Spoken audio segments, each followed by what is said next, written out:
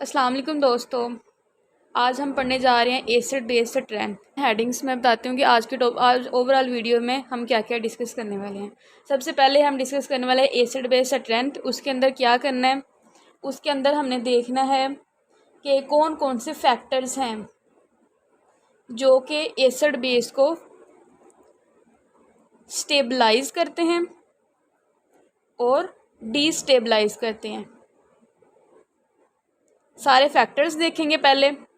उसके बाद जो हमारा मेजर टॉपिक है ना आज का, वो है इंडक्टिव इफ़ेक्ट, जो कि हमने पढ़ना है। इसके अंदर हम देखेंगे पॉजिटिव इंडक्टिव इफ़ेक्ट क्या होता है और उसके ऑर्डर्स, मतलब किस तरह अरेंज कर सकते हैं हम डिफरेंट कंपाउंड्स और एलिमेंट्स को, उसके एनाइन कैसे स्टेबल होते हैं। अब फिर करेंगे हम नेगेटिव इंडक्टिव इफ़ेक्ट की बात, इसके भी ऑर्डर देखेंगे हम लोग। उसके बाद थर्ड पॉइंट एसिडिक नेचर, कि कौन सा मतलब एसिड ज़्यादा स्ट्रॉन्ग है, कौन सा वीक है, वो सारे भी हम अलहदा से देखेंगे। 3 मेन चीज़ें। तो आगे आपसे ये इन्फॉर्मेशन देखने के लिए मेरी पूरी वीडियो लाजमी देखें। सबसे पहले हम बात करते हैं स्टेबलाइज और डीस्टेबलाइज करने वाले कौन कौन से फैक्टर्स हैं। एक साइड पे लिखते हैं वो फैक्टर्स जो स्टेबलाइज करते हैं, दूसरी साइड पे लिखेंगे जो डीस्टेबलाइज करते हैं। चलें देखते हैं कि वो कौन कौन से हैं। सबसे पहले अरोमेटिसिटी, स्टेबलाइज करती है ये कि कंपाउंड अरोमेटिक है कि नहीं है, प्लेनर उसके अंदर है कि नहीं, क्लोज्ड है। और डीस्टेबलाइज कौन सी चीज़ करती है, एंटी अरोमेटिसिटी।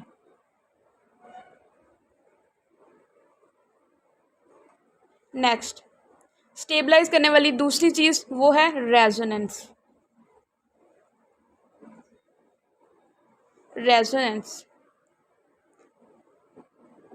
और डीस्टेबलाइज करने वाली हमारे पास चीज़ है मेसोमेरिक इफेक्ट।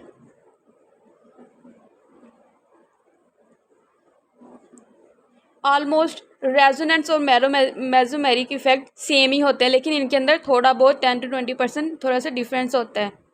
तो वो हम रेजोनेंस के टॉपिक में ही आपको बताएंगे। अब कौन सा पता चलेगा, पॉजिटिव मेसोमेरिक इफेक्ट या नेगेटिव मेसोमेरिक इफेक्ट, कौन सा स्टेबलाइज करता है, कौन सा डिस्टेबलाइज करता है। तो नेगेटिव जो मेसोमेरिक इफेक्ट होता है ना, वो स्टेबलाइज करता है, और जो पॉजिटिव मेसोमेरिक इफेक्ट होता है वो डिस्टेबलाइज करता है। नेक्स्ट थर्ड चीज़ वो है negative hyper conjugation.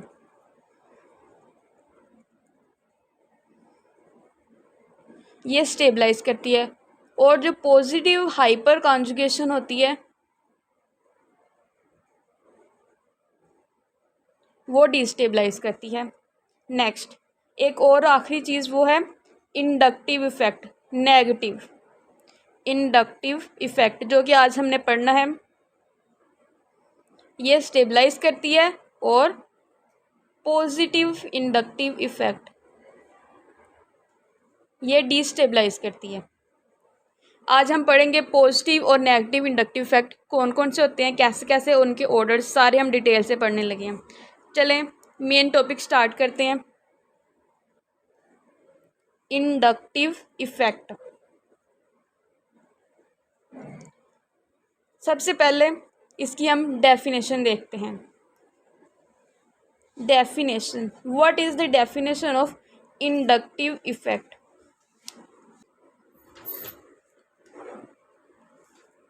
The electrostatic action transmitted through chain of atoms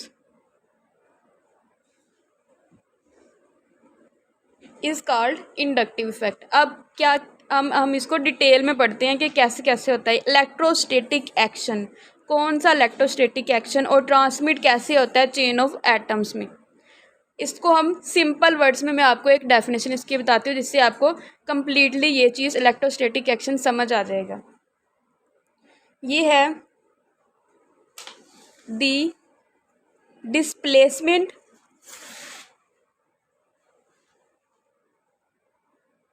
of sigma electron,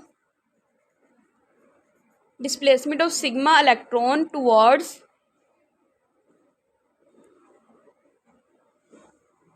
more electronegative atom of sigma bond।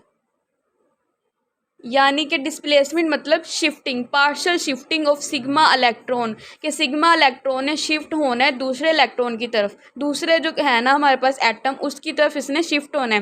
कैसे पता चलेगा? मोर इलेक्ट्रॉन एक्टिव, के जो चीज़ ज़्यादा इलेक्ट्रॉन, इसके लिए देखें पीरियड्स के अंदर, मैं आपको पहले ही बात बता दूँ, पीरियड्स के अंदर इलेक्ट्रॉन एक्टिविटी इंक्रीज होती है, ग्रुप्स के अंदर इलेक्ट्रॉन एक्टिविटी डिक्रीज होती है। ये मेन चीज़ हम पूरे इस चैप्टर में पढ़ेंगे।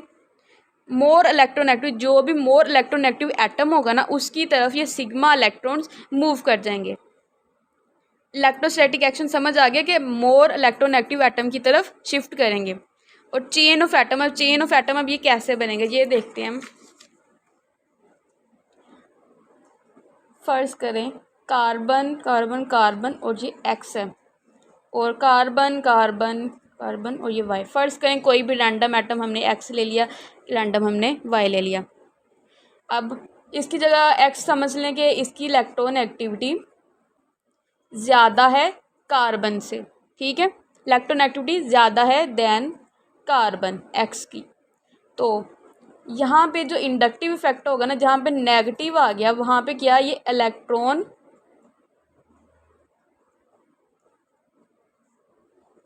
विड्रॉ, उसके पास होती है कैपेसिटी, इलेक्ट्रॉन विड्रॉ करेगा यहाँ से, इलेक्ट्रॉन कार्बन से लेगा ये, तो ये इंडक्टिव इफेक्ट जो इस तरफ मूव करेगा। इलेक्ट्रॉन विड्रॉ करना, इसका मतलब हो गया कि ये नेगेटिव इफेक्ट हो गया, यानी कि नेगेटिव इंडक्टिव इफेक्ट हो गया ये।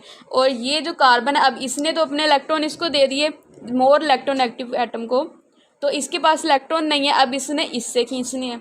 जब ये इसको दे देगा तो इसके ऊपर पार्शियल पॉजिटिव चार्ज, अब इसके पास कोई इलेक्ट्रॉन नहीं है, अब ये क्या करे, तो ये दूसरे कार्बन से ले लेगा,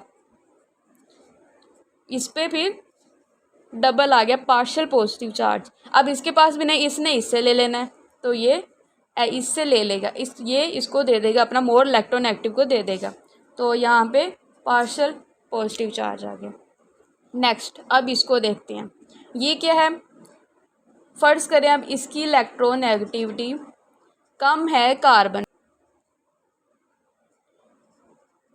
ये अब देखें कम हुई इसकी इलेक्ट्रोनेगेटिविटी, तो ये डोनेट करेगा, डोनेट किया इसने, यानी कि ये अपने इस तरफ दे देगा, ये फाइनल इस तरह करके नेगेटिव जो है ना पॉजिटिव इंडक्टिव इफेक्ट इस तरफ को मूव करेगा। जो डोनेट करता है हमेशा इलेक्ट्रॉन को, वो क्या होता है, पॉजिटिव इंडक्टिव इफेक्ट होता है हमेशा। ये बातें याद रखनी, क्या, electron withdraw negative inductive effect, electron donate positive inductive effect, ये बात आपने जहन में रखनी है, आगे फिर काम आएगी ये वाली। जितने भी हम एग्जांपल्स करेंगे ना इसकी, उसमें ये सारी हेल्पफुल होगी। जो अब बात करती हूँ कि नेगेटिव इंडक्टिव इफेक्ट होता है ना, ये एनाइन होता है ना जो उसको स्टेबल करता है, स्टेबल करेगा जब, तो क्या होगा, एसिडिटी ज़्यादा हो जाएगी, एसिडिटी ज़्यादा होगी, ठीक है। और जो नेगेटिव इंडक्टिव इफेक्ट है ये अनस्टेबल करता है, एनाइन को अनस्टेबल करेगा। अनस्टेबल होने से क्या होगा, पॉजिटिव इंडक्टिव इफेक्ट की वजह से एसिडिटी हमारी कम हो जाएगी, किसी भी एसिड या बेस की एसिडिटी कम हो जाएगी। उसके बाद अब हम इसकी एग्जांपल्स देखते हैं। मैं आपको अब बताती हूँ। फर्ज करें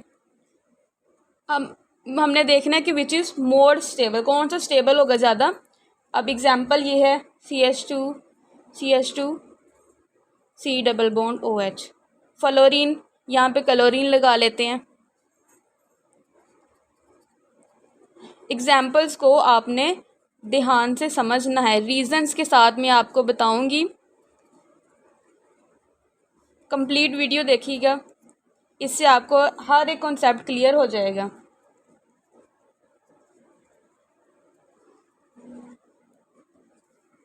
नेक्स्ट अब देखना है हमने, फ्लोरीन है, क्लोरीन है, ब्रोमीन है, आयोडीन।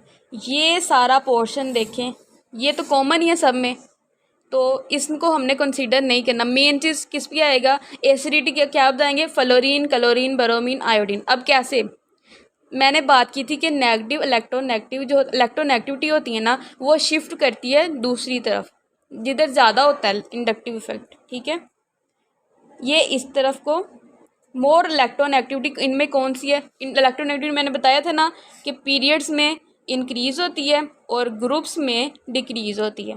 ठीक है, अब ये ग्रुप है फ्लोरीन, क्लोरीन, ब्रोमीन, आयोडीन, ये सारा हैलोजेंस का एक ग्रुप है। तो सबसे ऊपर क्या होगी, इलेक्ट्रोनेगेटिविटी ज़्यादा होगी हमारी, यानी कि फ्लोरीन की इलेक्ट्रोनेगेटिविटी ज़्यादा होगी, मोर इलेक्ट्रोनेगेटिव देन ये सब के। ठीक है, मोर इलेक्ट्रोनेगेटिव हो गया तो इसका क्या मतलब हुआ, इसने क्या करना है, इलेक्ट्रॉन को विदड्रॉ करना है। इलेक्ट्रॉन विदड्रॉ करेगा, जब इलेक्ट्रॉन विदड्रॉ कर लेगा, ये विदड्रॉ करने से क्या होगा, वही स्टेबल होगा। स्टेबल होगा तो क्या होगा, इसकी एसिडिटी ज़्यादा हो जाएगी। लाइन आपको समझ आ रही है, ये सीक्वेंस में हमने सारी बात करनी है, यही सारी रीजनिंग होती है इसकी। ठीक है, उसके बाद इसकी इलेक्ट्रोनेगेटिविटी उससे कम है, उसके कम है, उसके कम है। सीक्वेंस अब क्या होगा, पहले नंबर पे ये आती है, फिर दूसरे नंबर पे इसकी आती है इलेक्ट्रोनेगेटिविटी। तो इस तरह ये हैं तो सारे इलेक्ट्रोनेगेटिव है ना, तो नेगेटिव इंडक्टिव इफेक्ट शो कर रहे हैं। लेकिन बात ये हमने क्या करनी है, इसमें इलेक्ट्रोनेगेटिविटी के हिसाब से अब हम इसको देखेंगे। तो ये तीसरे नंबर पे, ये चौथे नंबर पे, यानी कि सीक्वेंस होता है ना, फ्लोरीन, क्लोरीन, ब्रोमीन, आयोडीन। सबसे नंबर पे पहला ये स्ट्रॉन्ग है, सबसे ज़्यादा स्ट्रॉन्ग, फिर सीक्वेंस से नीचे आ जाना है हमने। तो ये हो गया ऑर्डर। इसी के हिसाब से एसिडिटी भी, ये स्टेबिलिटी है ना, ये फ्लोरीन की स्टेबिलिटी ज़्यादा थी तो एसिडिटी भी ज़्यादा होगी इससे। नेक्स्ट मैं आपको ना ऑर्डर बताती हूँ, नेगेटिव इंडक्टिव। नेगेटिव की एग्जाम्पल पढ़िए, साथ ही नेगेटिव का ऑर्डर। नेगेटिव इंडक्टिव इफेक्ट, अब कौन कौन से ऐसे होते हैं जिनकी ज़्यादा नेगेटिव, जो नेगेटिव ज़्यादा शो करते हैं, वो होते हैं। आप पेज निकाल लें और साथ साथ मेरे साथ लिखना शुरू करें। जब आप लिखेंगे तो आपकी प्रैक्टिस हो जाएगी।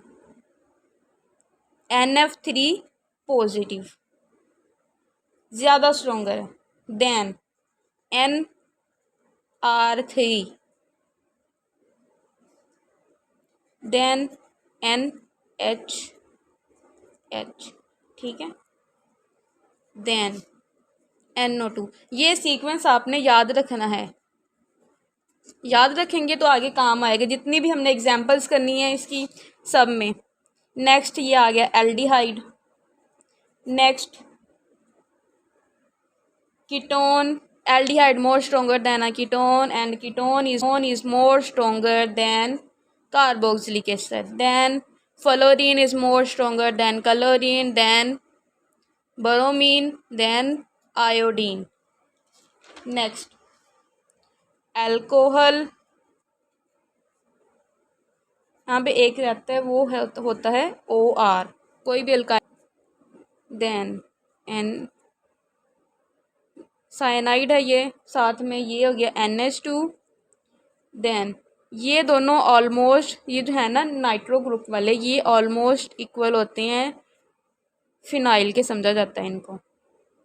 ठीक है, ये फिनाइल होता है, फिनाइल के ऑलमोस्ट इक्वल होता है ये। Then CH double bond CH2।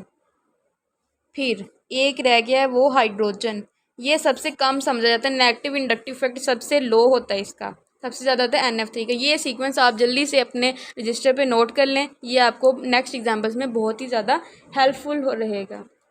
Next अब हम जाते हैं एग्जाम्पल्स की तरफ।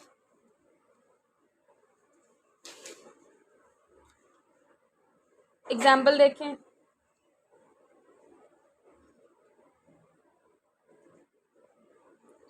अब जो एग्जाम्पल आने वाली है वो इंडक्टिव इफेक्ट के बारे में है, जो नेगेटिव शो करेगा।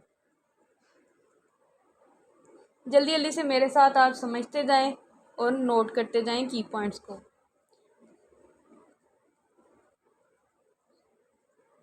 ये होगी, चलें ये हो गया।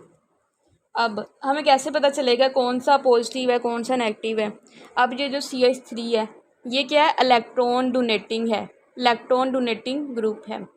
तो ये क्या है? पॉजिटिव इंडक्टिव इफेक्ट शो करेगा। ठीक है, पॉजिटिव इंडक्टिव इफेक्ट क्या होता है? लो होता है, मतलब लो एसिडिटी होती है इसके साथ, लो स्टेबिलिटी और लो एसिडिटी। ठीक है, उसके बाद ये क्लोरीन लगा हुआ है। क्लोरीन क्या होता है? इलेक्ट्रॉन विदड्रॉइंग, विदड्रॉइंग होगा तो इससे क्या होगा? नेगेटिव इंडक्टिव इफेक्ट शो होगा। उससे क्या होगा? हाई एसिडिटी, हाई स्टेबिलिटी और हाई एसिडिटी। सीक्वेंस आप याद रखें और साथ साथ नोट करते रहें। अब देखें, ये तो एक क्लोरीन है, यानी कि इसमें नेगेटिव इंडक्टिव इफेक्ट शो, इसमें पॉजिटिव था। अब इसमें 2 क्लोरीन आ गए हैं, इसमें 3 क्लोरीन है। यहाँ पे आके तो हम फंस गए कि अब कैसे पता चलेगा।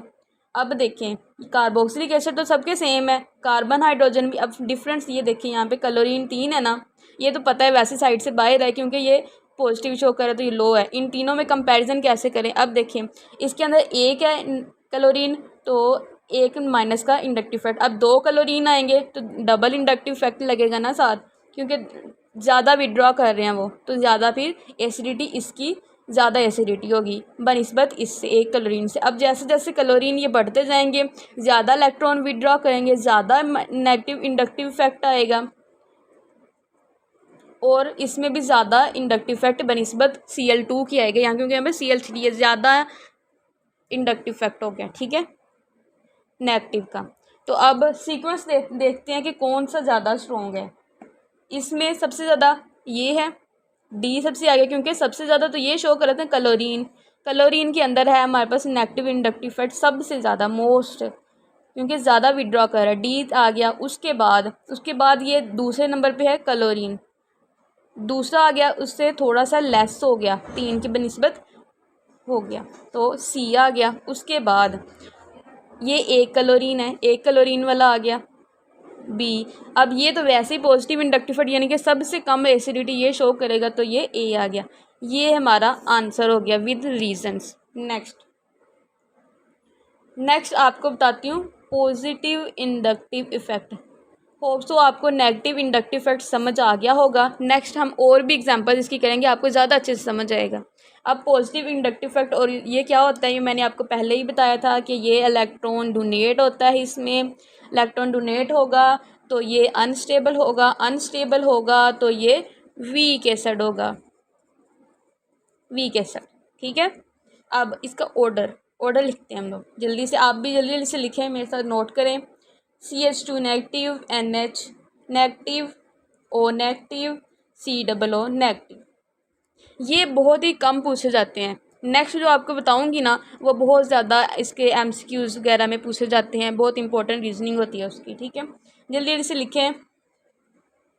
टर्शरी अल्काइल ग्रुप, ठीक है, then secondary alkyl group, then primary alkyl group, then methyl. अब जितने ज़्यादा अल्काइल ग्रुप होंगे ना, अल्काइल ग्रुप कौन से? ये वाले, ये वाले, ये वाले। CH3 यानी कि ये अल्काइल ग्रुप जो हमने लगाए, जितने ज़्यादा अल्काइल ग्रुप ज़्यादा होंगे ना उतना ज़्यादा पॉजिटिव इफेक्ट ज़्यादा होगा। अल्काइल ग्रुप ज़्यादा होंगे तो पॉजिटिव इंडक्टिव इफेक्ट ज़्यादा होगा, तो उससे क्या? वीक एसिड बनेगा। ठीक है, ये आगे समझ। नेक्स्ट इसकी हम एग्जाम्पल्स करते हैं। एग्जाम्पल्स में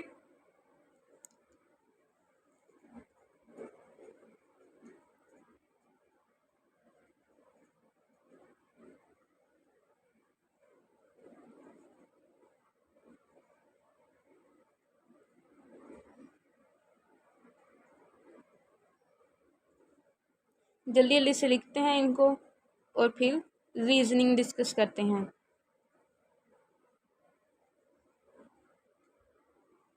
ठीक है, नेक्स्ट अब देखें, अब जब हमने इसका एनाइन का देखना है ना कि स्टेबल है या अनस्टेबल है, तो सबसे पहले क्या करेंगे, ये जो है ना हाइड्रोजन इसका सेपरेट कर देंगे। ठीक है, हाइड्रोजन इनका सबका हमने सेपरेट कर दिया, बाकी जो बचा वो एनाइन बचा। इसमें मैं आपको एक बात बताऊं कि ये जो होती है ना स्पीशी, असल जो होती है वो ज़्यादा स्टेबल होती है दैन उसके एनाइन के। ठीक है, तो ये जो एनाइन इसका बाकी बचा ना, ये देखें यहाँ पे positive charge negative charge positive charge negative positive. ठीक है, ये सारा कुछ तो सेम ही है, ओ एच सबके। अब ये जो हमने यहाँ पे पढ़ा था इसको हम अप्लाई करते हैं यहाँ पे। मैंने कहा था कि जिसमें ज़्यादा अल्काइल ग्रुप होंगे वो पॉजिटिव इंडक्टिव इफेक्ट शो करेंगे। सबसे ज़्यादा पॉजिटिव इंडक्टिव इफेक्ट शो किया इसने।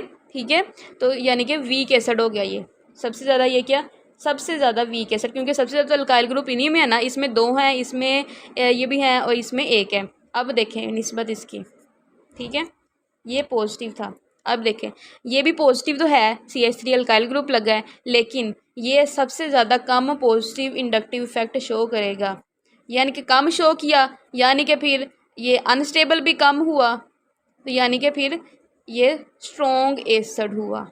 ठीक है, इन सब की निस्बत ये स्ट्रॉन्ग हुआ क्योंकि इसमें अल्काइल ग्रुप कम लगे हुए हैं। ठीक है, नेक्स्ट अब हम बात करेंगे एसिडिक नेचर की।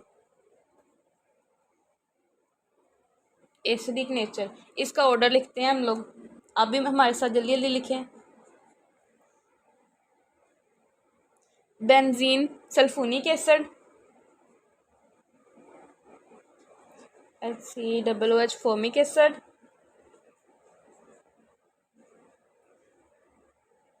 बेंजोइक एसिड और COOH H2CO3, ये बहुत कम पूछा जाता है। देन फिर आता है phenol, then water, then alcohol, acetylene, NH3, then benzene,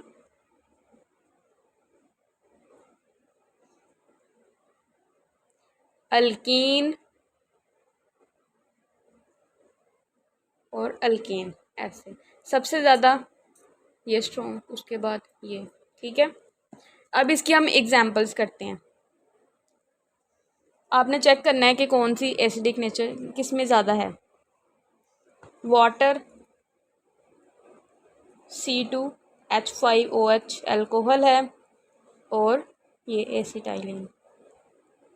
ठीक है, इनमें अब देखें सीक्वेंस इसी के अंदर से हम ढूंढते हैं। वाटर ये रहा, अल्कोहल और देन ये। सबसे ज़्यादा कौन सा स्ट्रॉन्ग हुआ, वाटर। आंसर क्या लिखेंगे, A, देन अल्कोहल B और देन C।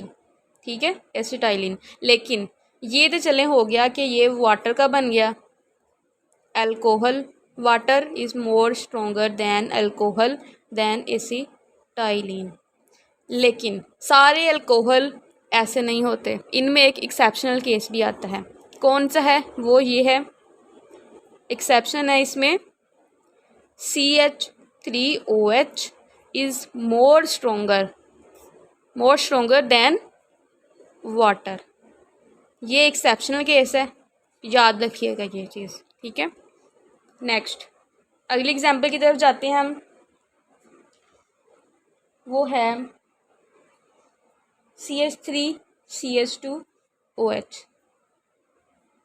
CH3NH2, इसमें कौन सा ज़्यादा स्ट्रॉन्ग है। ये ना थोड़ा घुमाने वाला है, आप ना इसको समझने के लिए पूरी एग्जाम्पल लाजमी सुनना, वरना ये गलत हो जाएगा आपका। मैं बताती हूँ, जैसा कि हमने पढ़ते आए हैं सारा कि कैसे कैसे करना है, positive inductive effect, negative inductive effect. ठीक है, यहाँ पे थोड़ी सी चेंज होगी, थोड़ा सा कॉन्सेप्ट थोड़ा सा न्यू है। यहाँ पे देखिए CH3 अल्काइल, ये तो था, ये भी डोनेट करता है, ये भी डोनेट करता है, यानी कि ये भी पॉजिटिव इंडक्टिव इफेक्ट शो कर रहा है, ये भी पॉजिटिव इंडक्टिव इफेक्ट शो कर रहा है।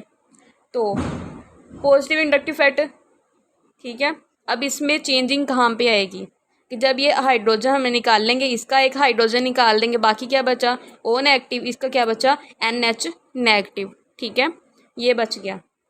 दोबारा लिखते हैं इसको, यहाँ पे सही से समझ आएगी। O नेगेटिव और CH3NH नेगेटिव। अब इसमें एक है रूल, उसमें क्या होगा कि जो है ना मोर इलेक्ट्रोनेगेटिव उस पर क्या होता है नेगेटिव चार्ज। ठीक है, more electronegative with negative charge. अब देखें ज़्यादा इलेक्ट्रोनेगेटिव कौन सा है, इसको तो आप निकाल देना, ये तो पॉजिटिव इंडक्टिव है, इसको निकाल लें आप साइड पे।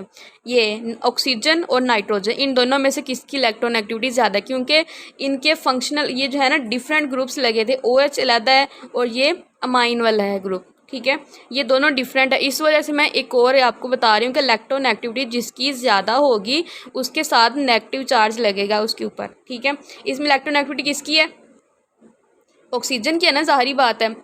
Carbon, hydrogen, helium, lithium, beryllium, boron, carbon, nitrogen, oxygen. देखें नाइट्रोजन बाद में, फिर ऑक्सीजन, इस तरफ को इलेक्ट्रोनेगेटिविटी हमारी ज़्यादा हो रही है, तो क्या ऑक्सीजन की इलेक्ट्रोनेगेटिविटी हमारी यहाँ पे ज़्यादा है।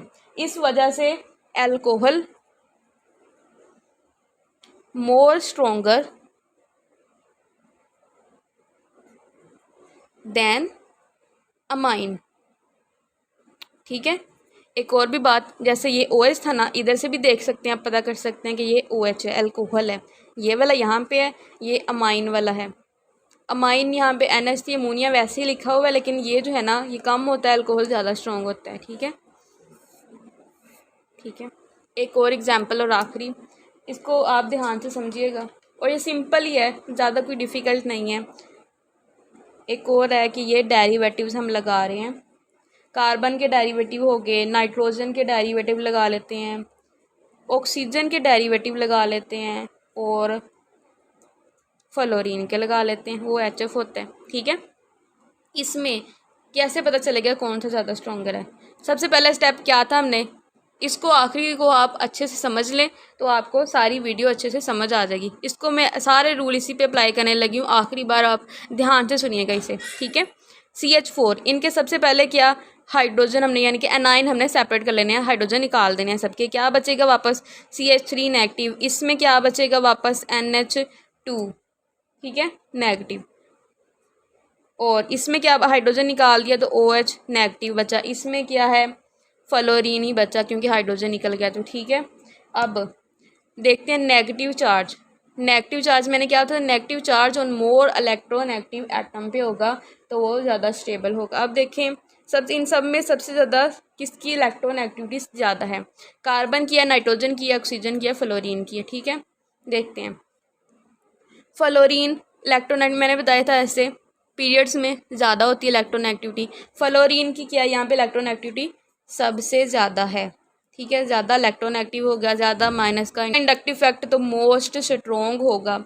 अब ये ऑक्सीजन है, ऑक्सीजन की इससे कम है तो क्या इससे लेस होगा, इसकी निस्बत फ्लोरीन की निस्बत ऑक्सीजन लेस होगा एसिडिक, देन नाइट्रोजन उससे भी थोड़ा सा लेस होगा एसिडिक, फिर ये लीस्ट एसिडिक बन जाएगा। कार्बन की सबसे कम इन चारों की निस्बत इलेक्ट्रोनेगेटिविटी है। अब अरेंज कर लेते हैं, सबसे पहला आंसर डी है, ये ज़्यादा है, then C, then B, then A। ये ऐसे ही आज का हमारा टॉपिक इंडक्टिव इफेक्ट ख़त्म हुआ। अगर आपको ये वीडियो अच्छी लगे तो लाइक शेयर एंड सब्सक्राइब ज़रूर कीजिएगा। Thank you.